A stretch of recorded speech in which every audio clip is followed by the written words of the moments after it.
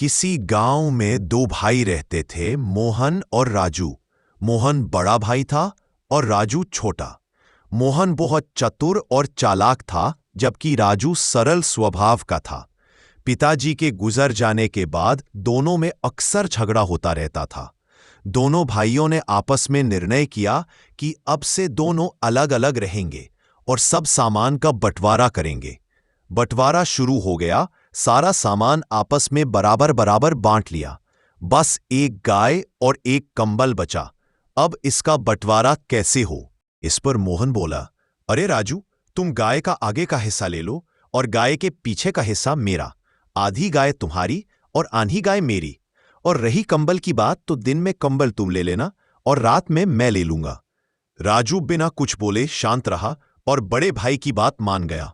अब राजू गाय को चारा खिलाता, पानी पिलाता और उसकी देखभाल करता, और दूध मोहन निकाल लेता और बेचता। इसी तरह कंबल का हाल रहा।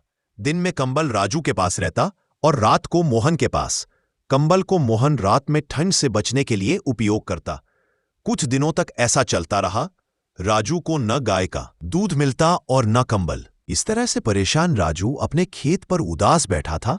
तभी वहां एक व्यक्ति आया और उसने राजू से पूछा, तुम इतने उदास क्यों बैठे हो? राजू ने अपनी सारी बात उस व्यक्ति को बताई। उस व्यक्ति ने कहा, बस इतनी सी बात, मैं तुम्हें एक तरकीब बताता हूं और जैसा मैं कहता हूं वैसा करना, फिर देखना तुम्हारा भाई कैसे अपनी गलती मानता है। राजू उस व्यक्ति की बात मान लेता है और घर चला जाता है। अगले दिन जब मोहन गाय का दूध निकालने आता है, तब राजू गाय के सिर में डंडे मारने लगता है। यह देखकर मोहन कहता है, अरे राजू, क्या तुम पागल हो गए हो? गाय को क्यों मार रहे हो? मुझे अभी दूध निकालना है।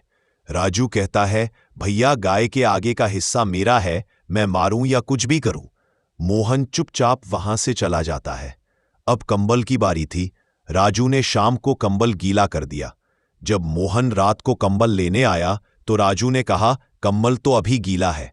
मोहन समझ गया कि राजू जानबूझकर ऐसा कर रहा है और मोहन को अपनी गलती का एहसास हो गया। उसने राजू से माफी कर दी मांगी। इसलिए बच्चों, हमें किसी के शांत और सरल स्वभाव का फायदा नहीं उठाना चाहिए, क्योंकि लालच और स्वार्थ सदैव नुकसान देता है।